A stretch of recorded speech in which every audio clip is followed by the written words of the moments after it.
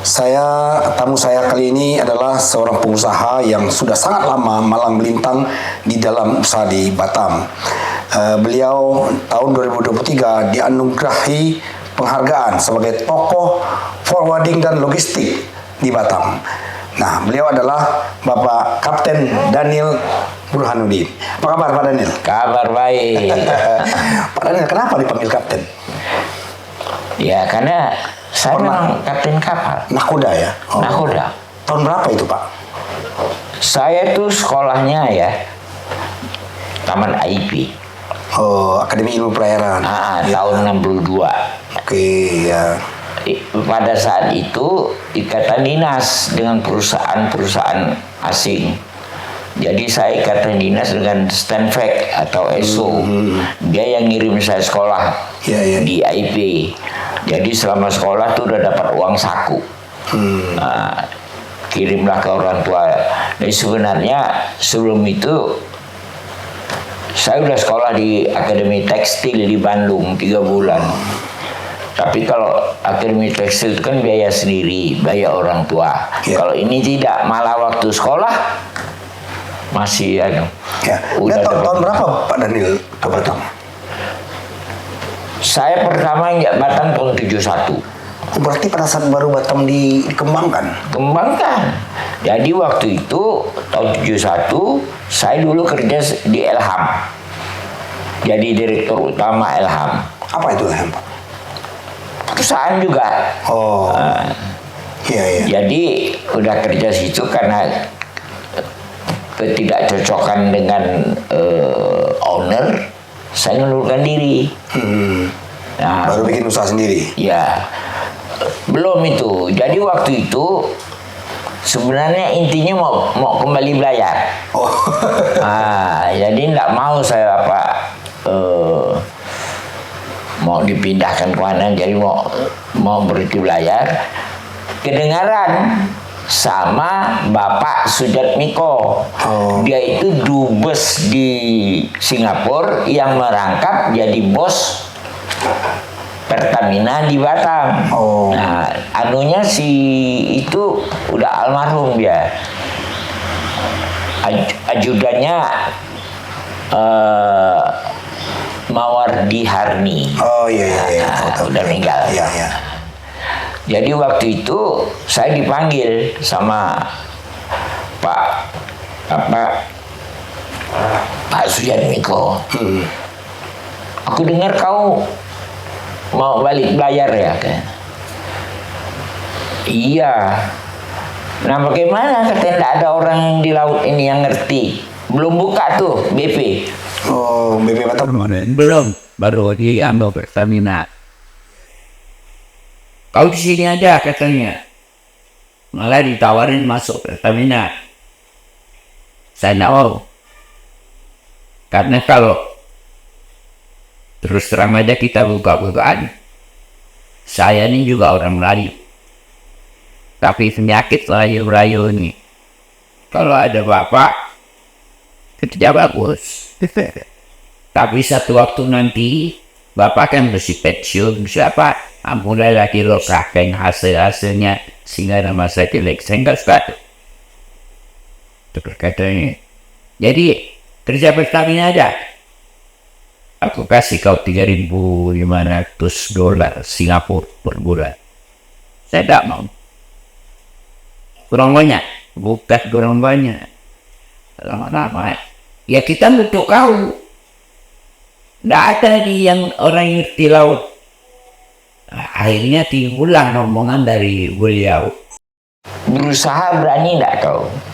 Gitu. Saya bilang berani, makanya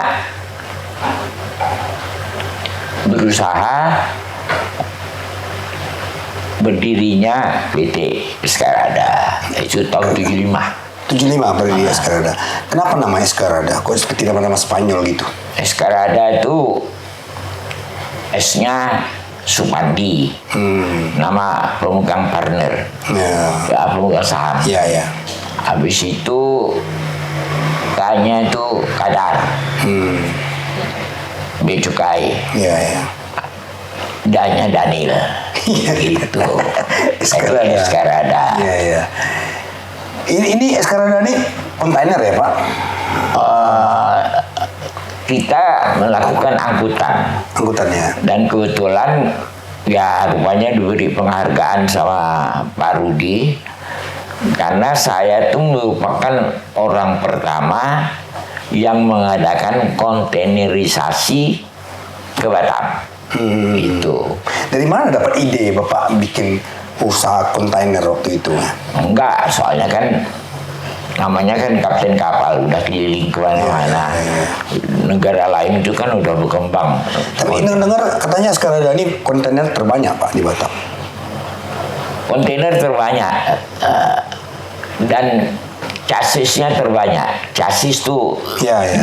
tahu kan chassis? Tahu, ya. Tepat mana? Sampai sekarang Pak ya? Itu banyak. Iya, ya.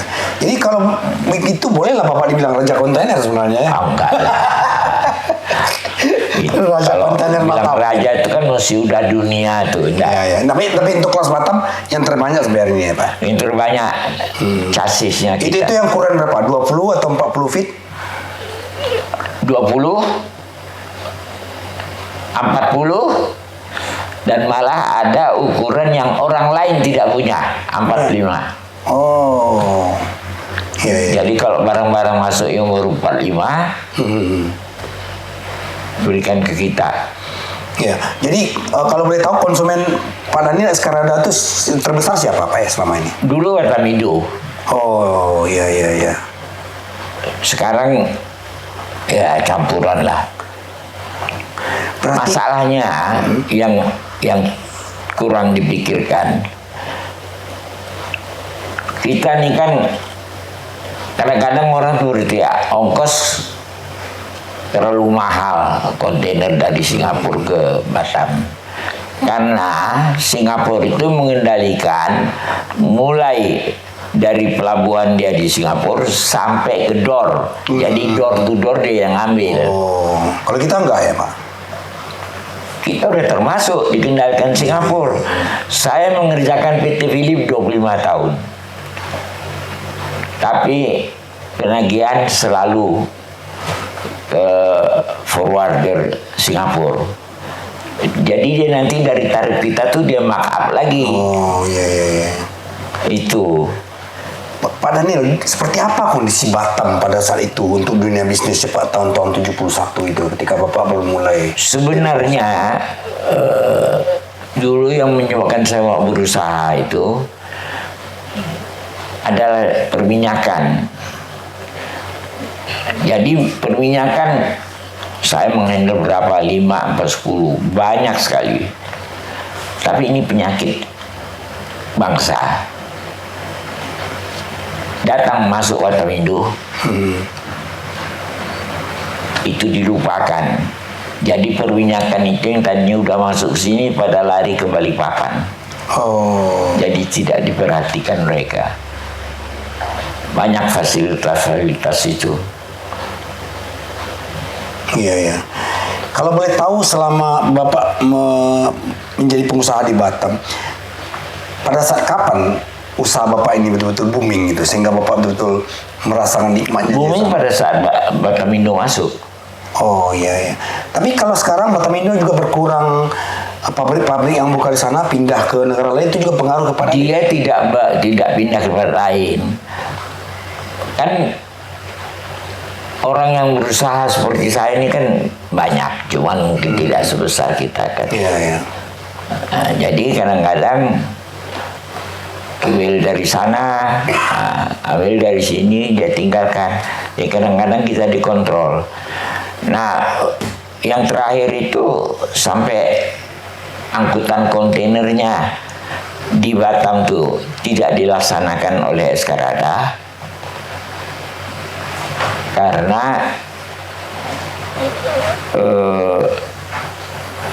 jadi gini ceritanya ya. Dia mengirimkan orang dia sini, wakilnya, orang kedua, untuk negosiasi harga. Iya, iya. Udah terdapat kata sepakat. Setelah itu yang nomor 2 tuh tentu lapor ke nomor 1 kan, karena dia yang ngirim juga banyak.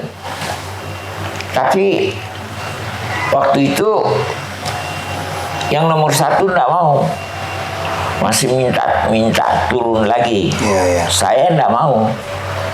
Nah, terus dia bekas militer sih. Bekas militer, terus dikasih waktu 2 minggu, Anda mesti turunkan biayanya. Saya tidak setuju dengan apa yang dibicarakan oleh wakil saya. Ya kalau saya dalam manajemen, mana boleh wakil kan mewakili perusahaan, harus dikasih batas 2 minggu. Kalau enggak, gua pakai orang lain. Enggak usah gitu. Saya bilang, enggak usah tunggu 2 minggu. Besok lusa kau boleh lari, enggak usah pakai saya. Nah, itulah menyebabkan dia keluar.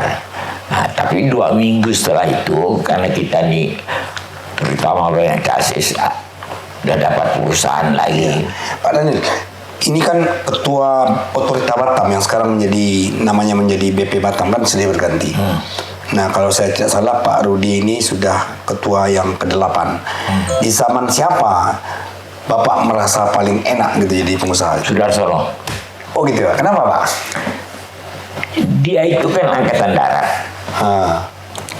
Jadi angkatan darat, di mana kehidupan dia itu di luar daripada kerjaan sehari-hari di Pulau Batam. Tapi dia datang bertanya berapa kali, bukan saya minta dihormati, tapi datang, Daniel, aku mau bikin begini, bagaimana menurut kau? Ini yang tidak ada Sekarang? Pimpinan lain tidak ada yang bertanya. Artinya dia meminta masukan ya dari Bapak? Ya masukan, ada yang udah direncanakan tidak bisa Pak, malah dibatalin. Tapi bertanyanya itu Iya.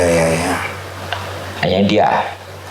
Tapi kalau yang lain, Pak Sujatmiko juga bagus. Ya 2 itulah yang sangat berkesan. Jadi memang jiwa kepemimpinan dia itu ada. Iya. Udah berapa kali kepala, nggak ada, cuman dia satu yang nanya. Ya, tapi pengusaha-pengusaha, saya senang ya Pak Daniel sehat dan tak berumur panjang. Tapi yang angkatan Pak Daniel sudah nggak ada ya? Udah pada nggak ada, pada meninggal. Baru Pak Hendro, yang kepala pelabuhan barusan meninggal, tapi 82. Iya. Bapak 84 sekarang ya? Aku 84. Si Amura, teman, Iya. masih ada, dia 82. Ya, saya kenal Pak Murah ya. Pak Amura.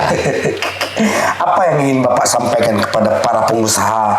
Sekarang kan sudah generasi kedua ketiga Pak di Batam gitu. Yang sekarang baru memunculkan, baru tamat sekolah dari luar negeri, sekarang meneruskan usaha orang tuanya. Apa yang ingin Bapak nasihati? Sebenarnya itu ada di dalam buku itu semua. Ya. Jadi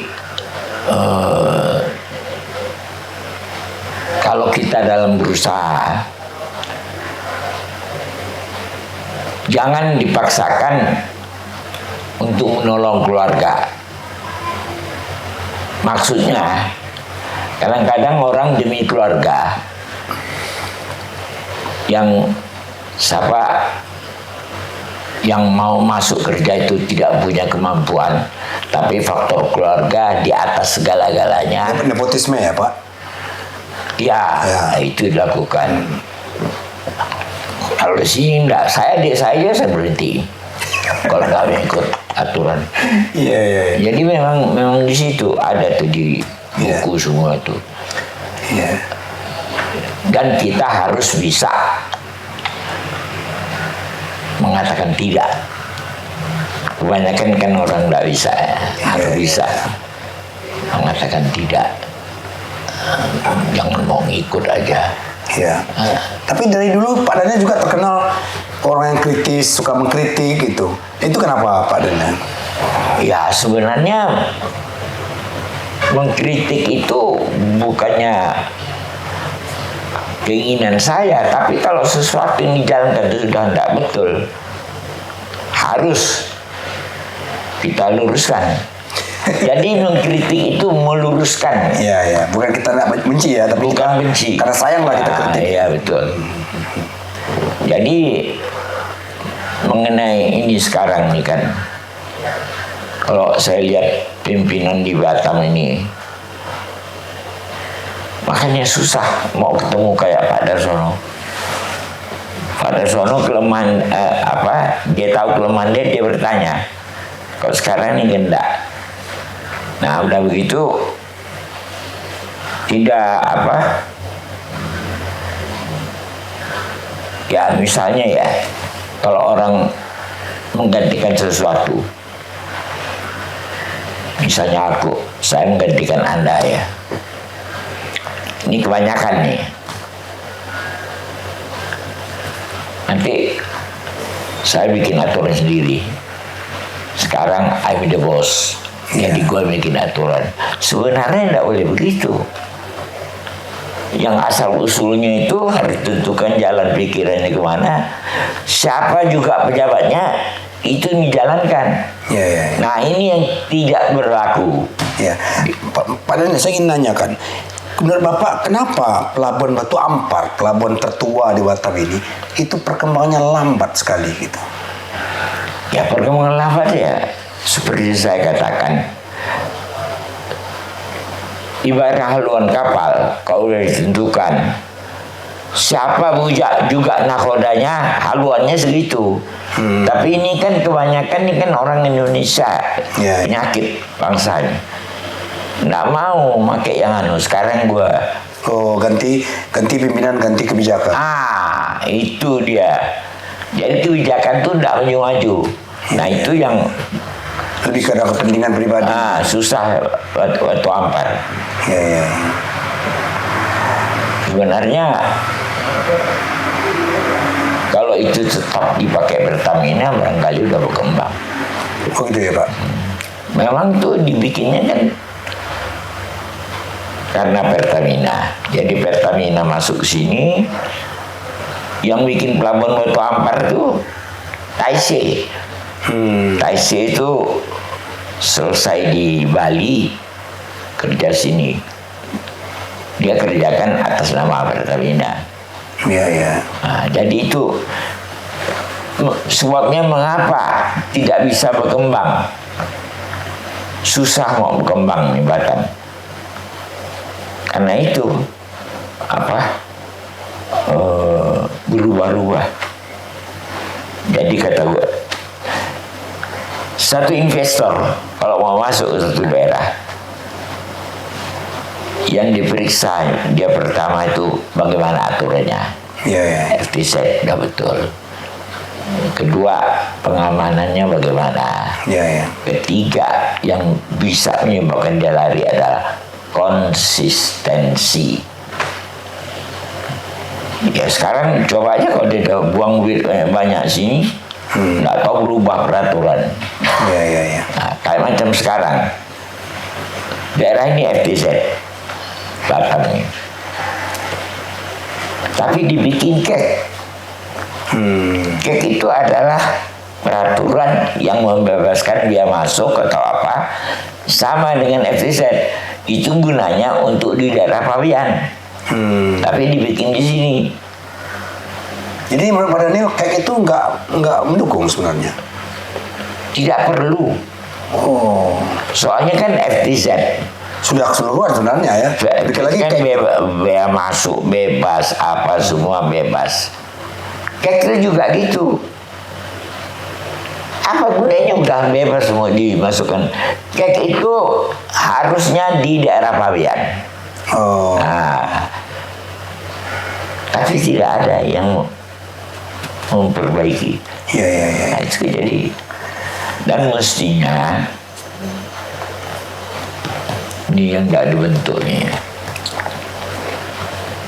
Mestinya Pak Rudi itu membentuk satu tim terdiri dari orang-orang yang dia pilih. Nah, inilah yang selalu mengikuti perkembangan, mempelajari aturan lama gimana. Nah, itu yang belum ada. Bapak ada pernah usulkan ke Pak Rudi? Aku ada tulis surat. Nanti gua anukan ke WA kau. Ya. Ya sebulan tidak dijawab. Nah, ini kemudian tentang ini Pak. Ini kan Batam ini banyak sekali pelaut sebenarnya Pak, yang naik kapal dari Batam kemudian berlayar ke berbagai penjuru dunia. Apa saran Pak Daniel terhadap para pelaut kita ini? Kita ini kan negara maritim nih, tapi para pelaut ini kurang terperhatikan gitu. Gimana menurut Pak Daniel sebagai seorang? Sebenarnya bukan tidak diperhatikan, tapi di sini kan dia cari itu kan ke Singapura, yang banyak kesempatan ngambil kru kapal, bukan di Batam. Tapi dia di sini. Cuman sekarang di setiap daerah itu udah ada sekolah laut, laut. Kalau saya sendiri nggak sependapat. Harusnya tetap aja di Jakarta satu. Nanti orang masuk sih. Jadi kadang-kadang nih di Batam ada, di kota lain ada. Lain pimpinan bisa berubah nanti kurikulumnya. Iya. Oke Pak Daniel. Saudara, begitulah bincang-bincang singkat saya dengan Pak Daniel Burhanuddin, Kapten Daniel Burhanuddin yang sudah puluhan tahun di Batam menjadi pengusaha. Dan kalau Anda lihat di jalan-jalan ada kontainer bermerek Escalada, beliaulah yang punya. Sukses Pak Daniel, sehat selalu Pak. Nah, sampai ketemu lagi Pak, sehat selalu dan ikuti terus Socrates Talk.